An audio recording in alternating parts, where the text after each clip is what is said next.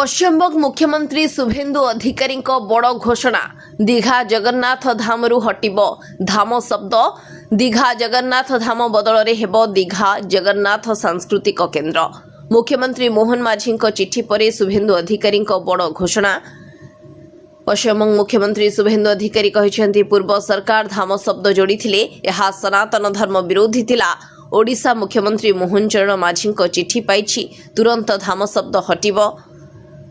धाम शब्द हटाइबा पई पुरी सांसद संबित पात्र को पठाई एथिपाई कैबिनेट रे प्रस्ताव पारित कराजिबो बोली शुभेन्दु अधिकारी कहिसेंती। पूर्वरु धाम शब्द हटाइबा को शुभेन्दु अधिकारी को चिठी लिखिथिले मोहन माझी।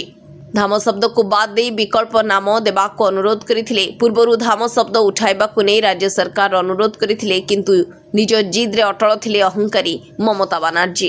ब्यूरो रिपोर्ट स्वर्ण न्यूज।